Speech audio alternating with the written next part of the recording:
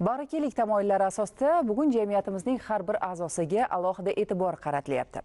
Prezident farmoniga ko'ra 158 nafar shaxs O'zbekiston Respublikasi fuqaroligiga qabul qilindi.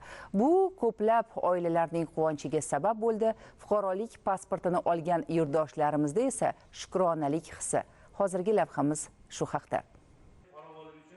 Toshkent viloyatida o'tkazilgan tadbir davlatimiz rahbarining inson qadri, inson baxti uchun tamoyili asosida insonparvarlik siyosatining amaliy ifodasi bo'ldi. Yillar davomida fuqaroliksiz yashab kelgan bu shaxslar uchun bugungi kun tarixiy ahamiyatga ega ekanligi alohida ta'kidlandi. Endilikda ularning hayotida yangi sahifa ochilishi, barcha huquq va qulayliklardan foydalanish imkoni yaratilganligi alohida e'tirof etildi. Prezident farmoni bilan O'zbekiston Respublikasi fuqaroligi berilib, ID kartalari tantanali ravishda topshirildi.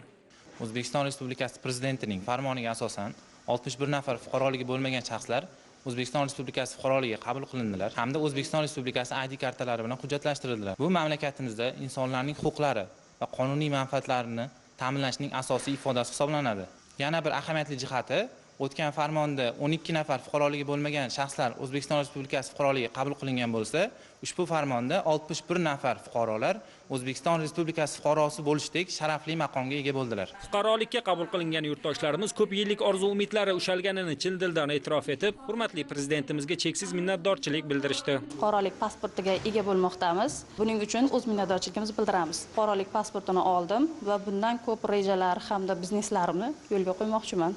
Murojaatnomada aytib o'tdilar. Biz buni eshitib juda ham xursand bo'ldik. O'zbekiston fuqarosi bo'lish nafaqat hujjatlashtirish, balki insonni to'laqonli huquq va imkoniyatlarga ega qilish demakdir. Bu davlatning har bir insonga bo'lgan e'tibori va g'amxo'rligining yorqin ifodasi.